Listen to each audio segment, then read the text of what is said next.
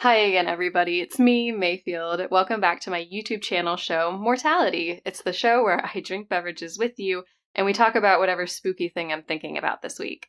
This week we'll be talking about the Khamar Daban incident, similar to the Dyatlov Pass incident, but not as widely known. I need to make a disclaimer, this video is for entertainment and educational purposes, and there are mentions of death this week. Is a little graphic, but if that's not something you want to hear about, you can click away now, but if that's something you want to hear about, then continue watching. Alright, I've got my beverage, and here's yours. In August of 1993, a group of 7 tourists would hike up into the Khamar Daban mountain range in Russia for a multi-day journey through the wilderness. Tragically, only one of them would survive this trip. On August 10th of 1993, 2 kayaking tourists would be kayaking through a river south of the Khamar Daban mountain range. They would come upon what they think is a girl standing by the edge of the river just staring into space.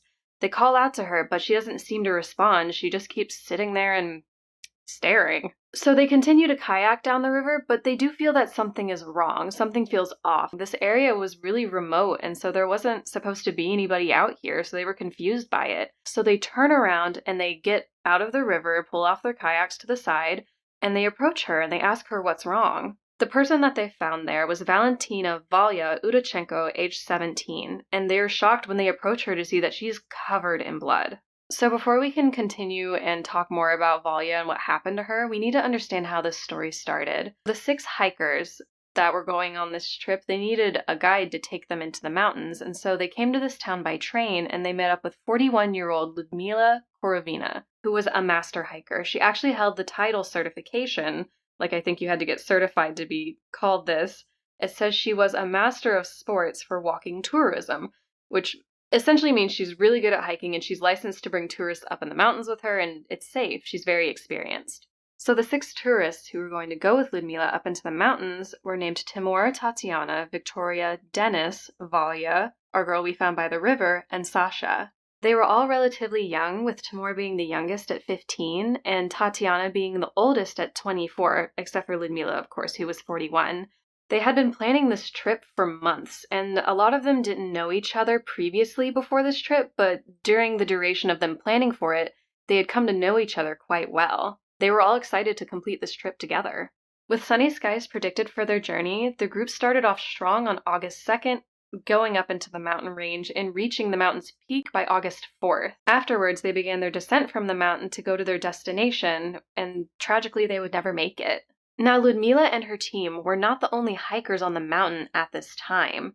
There were actually 2 other groups of hikers on the mountain, and one of them even included Ludmila's own daughter, Natalia. They had planned to cross paths with each other, kind of like as a check-in, on August 5th, but when Ludmila and her team didn't show up at the checkpoint, the other hiking groups decided to keep going on and reach their destination. They figured that Ludmila's team would show up eventually because they were all relatively capable.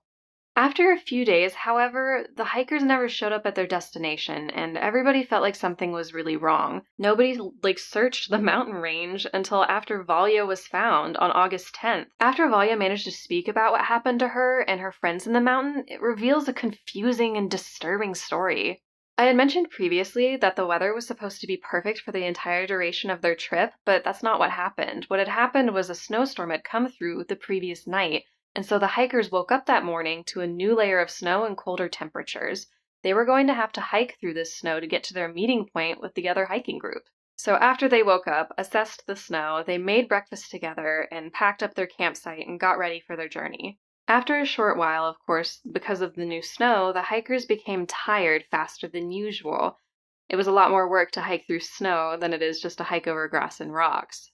It might be because of this reason that Ludmila actually took the hikers down a slope on the mountainside rather than taking the hiking trail that they were meant to take. I'm assuming the slope was probably some kind of shortcut, or maybe she believed it to be a shortcut.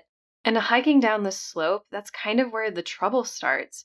Sasha, who's at the tail end of the group, likely to keep an eye on everybody, he falls to the ground all of a sudden and he's bleeding from his eyes and ears and he's frothing at the mouth. Sasha begins to convulse and he cries out briefly before his whole body just goes limp. Naturally, this freaks Ludmila out and she runs to him and she tells the other hikers to keep pushing forward. The other hikers don't get far before they hear Ludmila cry out as well. They turn around and see that she's also having the same symptoms as Sasha, bleeding from the eyes and ears, frothing at the mouth, and then just going limp. So by now, of course, the group is terrified. 2 of their most experienced hikers have just passed away in front of their very eyes suddenly and without explanation. So Tatiana is the first person to respond. She runs to Ludmila to see what's going on, and then she also starts to experience mysterious symptoms that seem to come out of nowhere, grabbing at her throat, at her clothes, as though she can't breathe. And she manages in this distressed state to stagger to a rock formation where she bashes her head in on the rocks. She continues to do this until her body goes limp and she falls over. After they see this happen to Tatiana, Victoria and Timur are scared and they start to run away from the scene, and then they have similar symptoms as Tatiana. They are acting like they can't breathe and they're clawing at their throats, and they end up removing their clothes before they eventually succumb as well.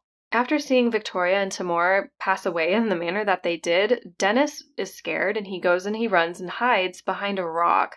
I'm assuming this rock or this rock formation was big enough to hide his entire body because somehow it manages to save his life temporarily. So before they know it, Dennis and Valya are the last 2 hikers left alive. So Dennis and Valya both end up running away from the scene together before Dennis also ends up having mysterious symptoms, convulsing and collapsing. He ends up dying as well. In her recollection of what had happened to the other hikers, Valya had mentioned that Dennis said to her, to go through her bag and collect any essentials that were the most important to survival, and to just drop the rest of their things and run. He was concentrating on getting as far away from that area as possible. So Valya does as he says. She starts digging through her bag for essentials, and before she knows it, she looks up and Dennis is already dying in front of her. This scares Valya so much. She's the last hiker left alive in a matter of minutes. So she just puts her backpack back on her back and she flees into the mountains. She only has the supplies that she has on her back for survival. Valya had then run down this slope where the other hikers had died, and when she felt she was an acceptable distance away from where the incident had occurred, she had gone into the edge of a wooded area where she found a large rock, and she had unrolled her sleeping bag and propped it up kind of against this rock, I'm assuming like a makeshift tent. Valya slept there for the night, and she said another storm had come through and there was great wind and it had knocked over all the trees in the area, and she was worried that she would be crushed. She was scared that she wasn't even going to survive the night after seeing everything that had happened to her friends. Valya does, however, wake up the next morning, and she realizes quickly that she's not going to be able to make it out of the wilderness without some kind of supplies. She's forced to go back to the bodies of her friends and find maps, a compass, food, anything that she can. Valya said that after she had taken the necessary supplies from her friends' bodies, she noticed that they had not moved overnight, and she knew that they were dead. Which is can you imagine? Poor Valya, it sounds horrible. Valya said after this, she had remembered seeing some power lines in the mountains, and she figured this would take her to civilization. So she went back to these power lines and followed them, where she eventually found a village. It would seem to be abandoned though, all of the houses were empty. She eventually followed these same power lines for 5 days until she was found at the riverside by the kayakers. Valya had been wandering in the Siberian wilderness, fully traumatized. So understandably, Valya wasn't really able to speak about what happened to her in the mountains until many days after she's found. Of course, the kayakers took her to the police station, but I don't think she was really able to tell them anything of value. Because of all of this, the authorities weren't able to get up into the mountains to find the missing hikers up until about a month later. And whenever they could get up into the mountains, the only way they did find the bodies was via helicopter. Via helicopter? Helicopter. They were in a helicopter. So the people responding to the scene noted how gruesome it was. They mentioned that the hikers' bodies had been exposed to the elements for weeks, and their soft tissues had already decayed away. It was said that all of the hikers were dressed in their long johns, like the underclothes you're supposed to wear under a ski outfit, and 3 of them didn't have their shoes on. And the responding team mentioned that they thought it was strange that they didn't even have their sleeping bags rolled out, which tells me that they've likely thought that these hikers just froze to death and that this was their campsite. So I think that kind of tells how little people really cared to relay Valya's story. They didn't think that this had actually happened. Okay, sorry guys, I actually had to take a break in the middle of this video to eat spaghetti. But I'm back. Now that we know what happened to the hikers, let's talk about what happened. So let's get into the theories. One theory that people have is that the hikers had eaten something that they weren't supposed to. You know, we mentioned previously that the hikers had made breakfast together in the morning and eaten it together. And so people are wondering maybe they foraged for mushrooms and accidentally picked some they shouldn't have eaten, or like some kind of berries or herbs or something. But the problem with this theory is that we can only assume Valya ate the same thing as everybody else. So if that was the case, why did Valya not pass away? The second theory is that there's also a poison gas theory. People are thinking maybe the Russian government had been testing some kind of new mustard gas variant up on the mountainside, because if you remember, the hikers were not actually on the designated hiking path. Ludmila had taken them on a shortcut down the mountainside. People are theorizing that maybe the Russian government was testing a gas in the area to see what would happen to the wildlife, and the hikers just got accidentally caught up in the crossfire of that. I am a fan of this theory because the hikers were doing things that kind of line up with like being poisoned by something you inhale. Like they were acting like they couldn't breathe. They were grabbing at their throats, removing their clothes. And also, if you remember, everybody that had died in the incident was doing something at the time that took a lot of extra breathing and physical labor. They were either like running towards somebody or running away from somebody or just generally doing a lot of extra breathing. So the fact that they all died of something you inhaled makes a lot of sense. It's notable that Valya actually stood in one spot almost the entire duration of the incident, not really moving at all. So this might have been what saved her life.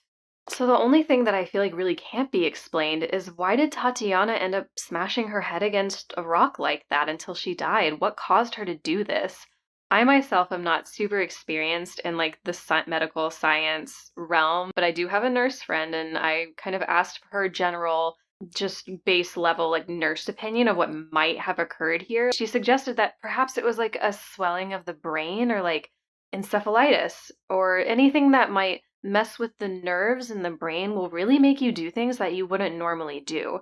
We also considered things like rabies or a parasite, but all of these things take a considerable amount of time to set in.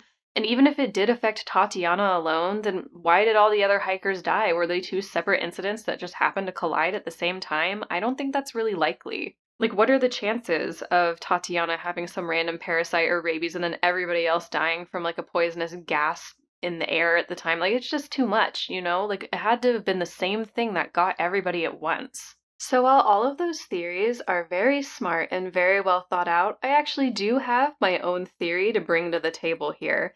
It was suggested to me by my partner that perhaps it was, so I guess it's really his theory.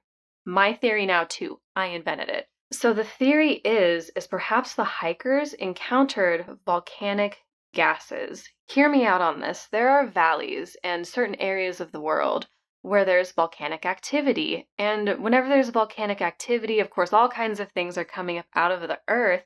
And one of those things are gases that are poisonous to living creatures. Things such as sulfur dioxide, carbon dioxide, acids of different kinds in the air. And whenever you inhale these things, you essentially suffocate almost immediately. Now, I know what you're thinking, like, Mayfield, that seems a little far-fetched, and maybe it is, but it did strike me as interesting because whenever you look at a map, I'm looking at one right now on my laptop, whenever you look at a map of southern Siberia and Russia, this town Mirino is less than 500 miles from an active volcanic field where there are multiple volcanoes in the area with active lava flows. And I know 500, 400 miles or however is far, but in terms of the earth and tectonic plates, it's really not that far. It's known that these gases tend to like bowl like cereal bowls in these valleys and certain mountain ranges and areas of the world. So what's the possibility that the hikers hiked down this slope in the mountain range and just encountered some gases that were rising up out of the earth? Because the other theories are like things like aliens and like Mothman or whatever. I feel like this is a pretty solid theory, right? Like, it's not that far-fetched, right? Like, volcano gas. In the end, no matter what the cause was, their deaths were ruled an accident due to hypothermia, except for Ludmila, who actually was ruled as having a heart attack. They said all of this occurred because of Ludmila's incompetence as a group leader, and I feel like that's just not a fair assessment. Saying this not only insults the competence of all of the dead hikers, but it also invalidates the traumatized Valya's story as well. Even though we don't really know what happened, what we do know is that 6 people lost their lives in the mountains that day, and it left so many unanswered questions and open doors that those families will never really get to close. Well guys, that's it for this video. I hope you enjoyed it. Do you guys have any theories of what might have happened to the hikers yourselves? Do you have anything that's more well thought out than what I had? I'll see you next week, okay guys? Bye! My notes. Every day I struggle for you, every day. I wake up and I put on my outfits.